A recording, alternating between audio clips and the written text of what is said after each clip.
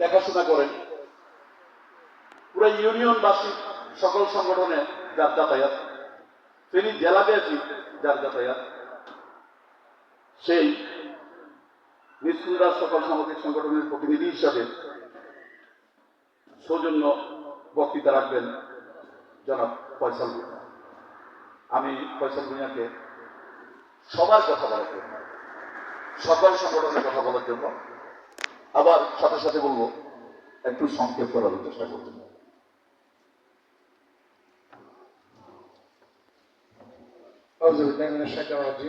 বিসমিল্লাহির রহমানির রহিম। ঢাকা নিষ্কুন্দা সমিতি কর্তৃক আয়োজিত আজকের এই ঈদ পূর্ণমিলনী মিলন মেলার সম্মানিত সভাপতি, সম্মানিত পরিচালক, আজকের সম্মানিত প্রধান অতিথি, উপস্থিত ঢাকা নিষ্কুন্দা সমিতির বিভিন্ন পর্যায়ের নেতৃবৃন্দ এবং আমার সামনে উপস্থিত গ্রামের মুরব্বী এবং আমার বড় ভাই এবং প্রিয় ভাইরা, আসসালামু আলাইকুম। যেহেতু সময় সংক্ষিপ্ত, এই জন্য অ্যাড্রেসিং করলাম না।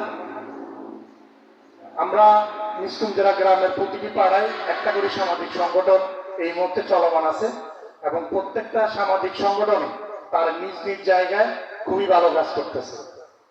আপনারা জানেন যে গত বন্যায় নিষ্কুঞ্জরা গ্রামের প্রতিটি সামাজিক সংগঠন তার নিজ নিজ পাড়ায় যে পরিমাণ কাজ করেছে এবং এই ক্ষেত্রে আপনাদের একটা বড় অনুদান ছিল। ঢাকা নিষ্কুঞ্জরা সমিতির সম্মানিত সভাপতি জনাব মাহমুদুল্লাহ ভাই আমাকে ব্যক্তিগতভাবে টাকা পাঠিয়েছেন এবং আমরা ওই টাকা দিয়ে নিষ্কুঞ্জরা মাদ্রাসায় এবং আপনার এই মহিলা মাদ্রাসায় আমরা দুইটা জায়গায় অনুদান পাঠিয়েছি এবং বিভিন্ন পাড়াভিত্তিক যারা ছিল তাদের কাছে খাবারগুলো পাঠিয়েছি। তো এই জন্য আমি সকল সংগঠনের পক্ষ থেকে আপনাদেরকে ধন্যবাদ জানাই।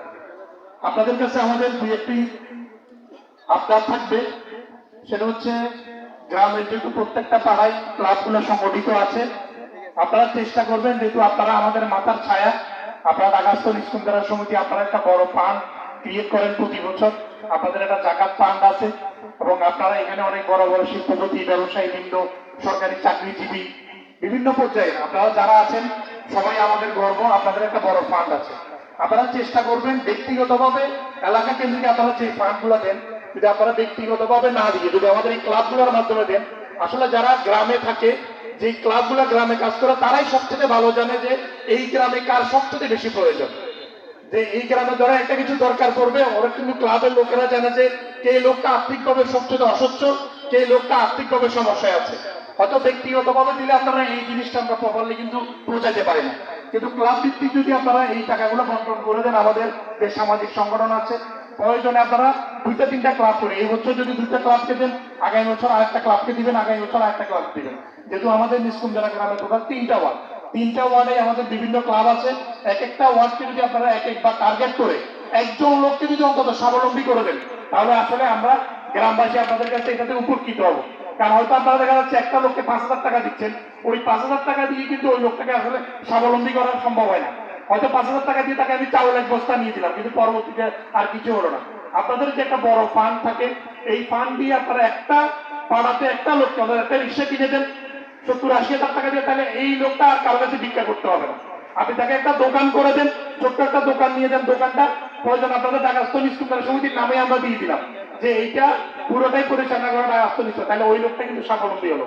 তা আমি অনুরোধ রাখবো, আপনারা যারা ঢাকায় বসবাস করেন বা আপনারা যারা গ্রামের এইসব বিষয়ে সবসময় খোঁজ খবর রাখেন, আন্তরিকতার সাথে রাখেন, আপনারা চেষ্টা করবেন আমাদের গ্রামের যে অসহায় মানুষগুলো আছে এই মানুষগুলোকে সহযোগিতা করার জন্য ক্লাবগুলোকে বেছে নেবেন। আর আপনাদের কাছে একটা অনুরোধ, যে অতীতে আমরা দেখে আসছি গ্রামে যারা ক্লাব করে অনেকে এটাকে ভিন্ন খাতে করে, যেমন জামাত, বিএনপি, আওয়ামী লীগ, বিভিন্ন ধরনের ক্লাবগুলোর লোকদেরকে কিন্তু মানে রাজনৈতিক ট্যাগ দেন। এই রাজনৈতিক ট্যাগগুলো যদি আপনারা যদি আমাদের মুরব্বী, যাতে এই রাজনৈতিক ট্যাগগুলো কোনো ক্লাবের প্রতি না থাকে, প্রত্যেকটা ক্লাবে যত সদস্য থাকে, এখানে রাজনীতিকে কি করলো সেটা বড় বিষয় না, বড় বিষয় হচ্ছে সবাই আমার গ্রামের সন্তান। তো গ্রামের সন্তান হিসাবে আপনারা সবাই কিন্তু তাদেরকে একই চোখে দেখবেন। আরেকটা বিষয় আপনাদের কাছে অনুরোধ থাকবে, যেহেতু ক্লাবের আপনারা দেখতে পাচ্ছেন পিছনে সবাই কিন্তু এখানে ছাত্র, তো আপনারা যেহেতু মুরব্বী আছেন, এই ছাত্রদের প্রতি আপনারা খেয়াল রাখবেন যাতে আপনাদের সহযোগিতা এই ক্লাবগুলো আরো ভালোভাবে কাজ করতে পারে, আর আপনাদের বুদ্ধি পরামর্শ সবসময় ক্লাবগুলোতে থাকবে। আর একটা অনুরোধ থাকবে, যেহেতু ঢাকাতে বড় একটা পিকনিক হয় প্রতি বছর, ওই পিকনিকে প্রত্যেকটা ক্লাব থেকে একজন করে সদস্য হলেও আপনারা গ্রাম থেকে নিয়ে গিয়ে তাদেরকে ওখানে নিয়ে যাবেন। সবাইকে ধন্যবাদ। আসসালামু আলাইকুম ওয়া রাহমাতুল্লাহ। ধন্যবাদ। এই হলো সংগঠকের কথাবার্তা। যারা সাংগঠনিক চিন্তা করে, সবাইকে একাত্রে দেখতে চায়, তাদের গোছালো চিন্তা ভাবনা আপনাদের আমাদের সবার সামনে তুলে ধরলো এবং আমরা চেষ্টা করব আসলে যে কথাটা এখানে প্রথম থেকে আমাদের মধ্যে আসেনি। মানুষ, আমরা মানুষ হয়ে জন্মেছি, আমাদের মধ্যে বিভিন্ন মত থাকবে, বিভিন্ন দল থাকবে, বিভিন্ন রাজনীতি থাকবে, এটা থাকতেই পারে। কিন্তু প্রথম পরিচয় আমরা পরিচিত হয়ে যাই আমরা নিষ্কুন্দ্রাবাসী, আমরা নিষ্কুন্দ্রা গ্রামের একে অন্যের ভাই, একে অন্যের বোন। আমরা বাবা মা ভাই বোন সবাই মিলে একসাথে এক পরিবার। আমরা এখানে কোনো রাজনৈতিক দলকে আলাদাভাবে প্রাধান্য দিতে চাই না।